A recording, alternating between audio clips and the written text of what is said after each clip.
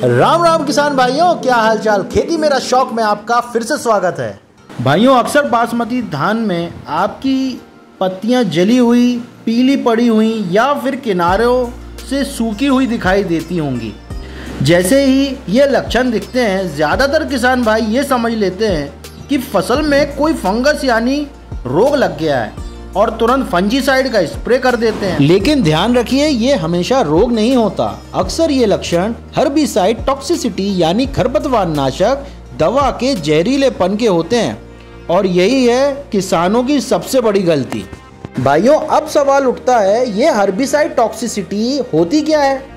किसान भाइयों, जब हम धान में खरपतवार नियंत्रण के लिए दवा छिड़कते हैं और उस दवा की मात्रा ज़्यादा हो जाए या फिर एक साथ 2 से ज़्यादा दवा मिला दी जाए, जैसे कि हम लोग कई बार एक दवा के साथ दूसरी दवा को भी क्रॉस कर देते हैं जो कि पहले से ही डबल कॉम्बिनेशन में रहती है, तो फसल खुद ही जहर खा लेती है।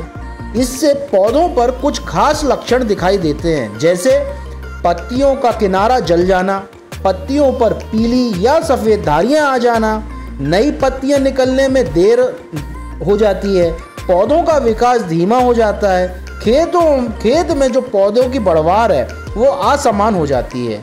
इन लक्षणों को किसान अक्सर रोग समझ लेते हैं, जबकि असली वजह होती है दवा का ओवरडोज या गलत मिश्रण।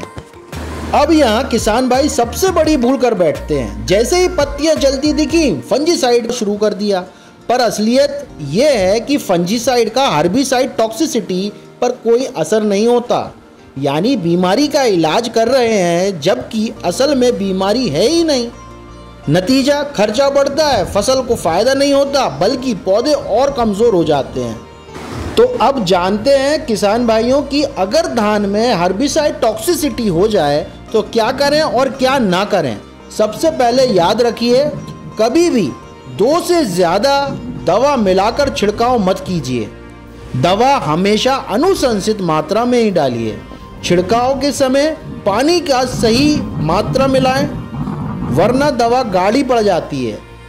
अगर आपको क्रॉस करना है तो उसके लिए पानी की मात्रा ज़्यादा ही रखिएगा। अब मान लीजिए गलती हो गई है और खेत में टॉक्सिसिटी दिखने लगी है, तो तुरंत ये उपाय कीजिए। सबसे पहले खेत में साफ पानी की सिंचाई कर दीजिए, इससे दवा का असर कम होता है।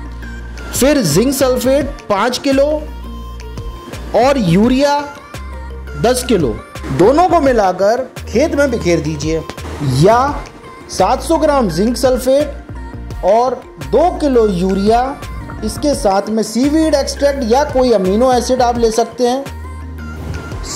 तीनों को बढ़िया 100 लीटर पानी में घोलकर स्प्रे करना है। इसी के साथ में आप 500 ग्राम फेरस सल्फेट भी मिला लीजिए। ध्यान रहे, जब तक रोग की पक्की पहचान ना हो जाए तब तक फंजीसाइड का छिड़काव तो करना ही नहीं है। इन तरीकों से धान का पौधा जल्दी संभल जाएगा और उत्पादन पर ज़्यादा फर्क नहीं पड़ेगा।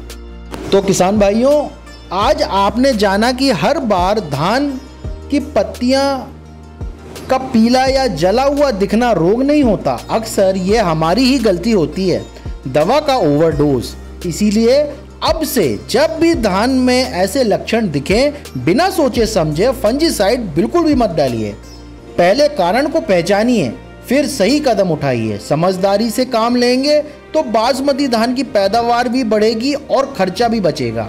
अगर ये जानकारी आपको उपयोगी लगी हो तो इस वीडियो को आप अपने किसान भाइयों के साथ ज़रूर शेयर करिए। और हाँ, खेती से जुड़ी ऐसी और वैज्ञानिक जानकारियों के लिए चैनल को सब्सक्राइब करना मत भूलिएगा। मिलते हैं अगले वीडियो में, तब तक के लिए खुशहाल खेती करें। जय जवान जय किसान।